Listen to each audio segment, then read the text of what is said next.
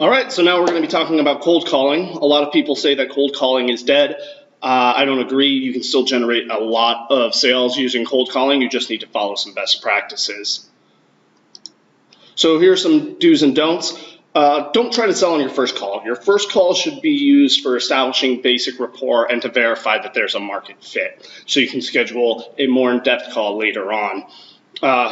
And you can then pass off that meeting to a closing rep if you've divided your sales roles. If not, then it'll be with the same person that made the cold call.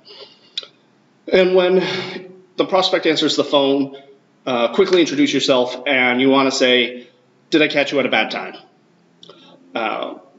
If they say yes, you want to ask then, "Is there a better time when I can call you back to discuss the problem or issue that your company solves?" And this tends to get you a better response rate and call later on instead of a rushed and distracted call in that moment. And if they say no, it's fine, then you want to start off with building some rapport. So start with asking a friendly question instead of saying, "Oh, thanks for taking the time to speak with me." You want to say something like, "Great, well, how's your weekend? How's your week going?" Or "Any exciting plans for the weekend?" This will create some initial rapport with the prospect and help warm them up to you. And then you want to lead with value. So before you start asking qualifying questions, you want to start off by asking by saying something simple like, "The reason I'm calling today is to show you that we insert the benefit of your product for your business," and insert their business process. "I was told that you handle that. Is that the case? Or is that correct?" And if the answer is no, ask who does handle that, and then ask for an intro. If the answer is yes, then continue on with your pitch. And something that's going to help you and your sales reps is creating a sample script. A sample script will help new sales reps as well as yourself be more at ease because you'll have a process to follow. And then having a list of questions that you know you need to ask will help ensure quality of those calls and ensure that those leads, if passed on, are qualified customers. And this helps you to remember so you don't forget, because even the most effective salespeople will sometimes forget to ask the most basic questions. And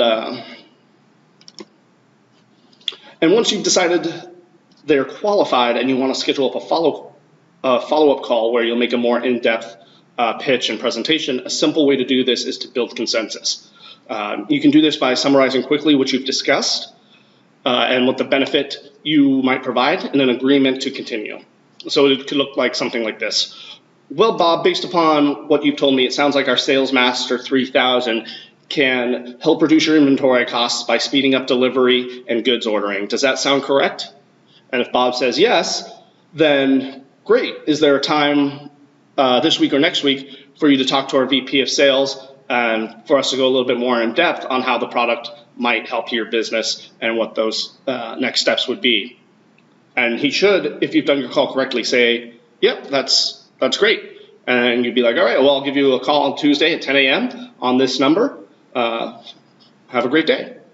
But if they say no, then you want to ask for clarification on what's unclear and then reapproach. And after this call, it's very important to also send an email reaffirming everything that you've discussed and the value provided and confirming that phone call. Now, if the person doesn't answer the phone and you get their voicemail, there's something you can do called double dialing. Double dialing is when you first hit that voicemail message, hang up, dial again, and that tends to increase the response rate by 18% according to research from Vorsight. Now, if you still get the voicemail and you're going to leave a voicemail, what you want to do is leave a quick voicemail and then follow up with an email, 2 to 3 sentences, as they aren't likely to call you back, but they are more likely to respond to that email, especially if the subject is, "Hey, I just called." And there's a lot of software out there that can make this dialing process and follow-up pretty automatic and a lot easier, and most of them integrate with all the major CRMs. And this can speed up the process greatly if you have the money to invest in it. However, if you're cash-strapped and can't afford things like that, instead of paying for a phone service or cell phones, get a Skype for Business or Google Voice account and invest in some headsets. The Skype has a plugin where you can click to dial, and it makes the whole process a lot faster. Some other tips: use direct dials when you can. Don't use switchboards or directories if you can help it. And you should contact your leads at least 6 times. On your first call, send a voicemail and an email. On your second and third, don't leave a voicemail or send an email. On your fourth touch, definitely leave a voicemail and an email. Fifth touch, don't leave either. And on your sixth and final call, leave both, and don't be afraid to make it a bit humorous. I like to ask if they've been abducted by aliens or being chased by dinosaurs. And if somebody doesn't respond within the first 2 contacts, then they are more likely to respond on the 5th and 6th touch. And according to some of that same research, I've been seeing calling between 8 a.m. and 9 a.m. local time, so whatever market you're calling into, and 4 and 5 p.m. local will have the best response rates. So if you're a solopreneur, it might be optimal to block off those times for cold calling. Additionally, Wednesdays and Thursdays tend to have the best response rate according to that same research. And also, you're going to get a lot of rejections, and I said it on the previous slide.